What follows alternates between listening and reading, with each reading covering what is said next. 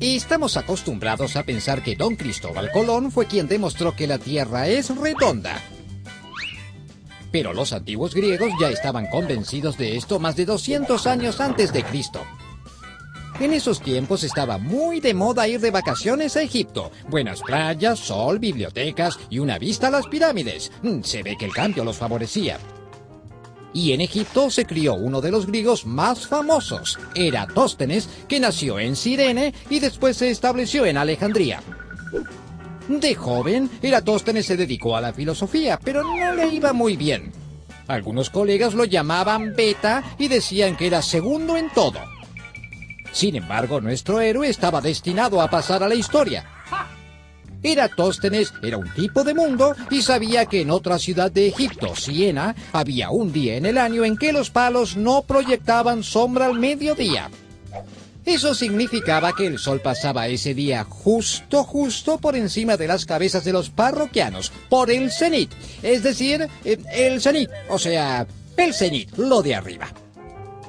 En el resto de las ciudades como Alejandría o Atenas, el sol nunca estaba tan alto y había sombras todos los días del año. Si en una ciudad había sombra y al mismo tiempo en otra ciudad no la había, pensó Eratóstenes, es que mientras el suelo de Siena está bien perpendicular a los rayos del sol, el suelo de Alejandría debe estar inclinado.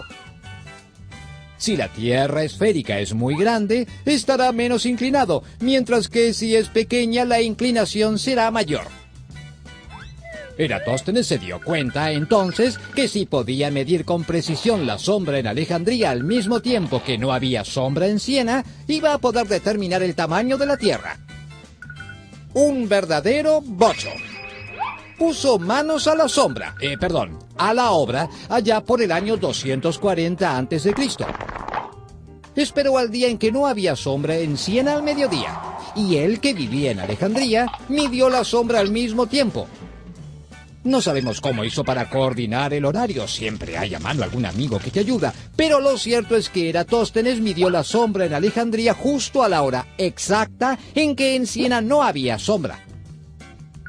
En ese instante, aunque el sol estaba alto en Alejandría y las sombras eran chiquitas, ahí estaban. Un palo de 1 metro daba una sombra de 12 centímetros. Esa sombra correspondía a un ángulo de 7 grados entre el sol y la vertical.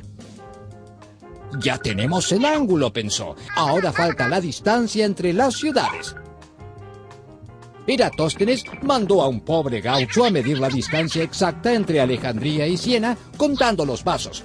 Bueno, gauchos no había, pero mandó a un tipo que, según parece, caminó los 800 kilómetros que hay entre Alejandría y Siena, que no es moco de pavo, e informó de la distancia. Claro que no en kilómetros, una medida que no existía, como los gauchos, sino en una unidad llamada estadios. Si 800 kilómetros corresponden a 7 grados, los 360 grados corresponden a la circunferencia total de la Tierra. Repito, si 800 kilómetros corresponden a 7 grados, los 360 grados corresponden a la circunferencia total de la Tierra. Eratóstenes concluyó que la Tierra era una esfera de 41.152 kilómetros de circunferencia y por lo tanto de unos 12.000 kilómetros de diámetro. ¡Perfecto!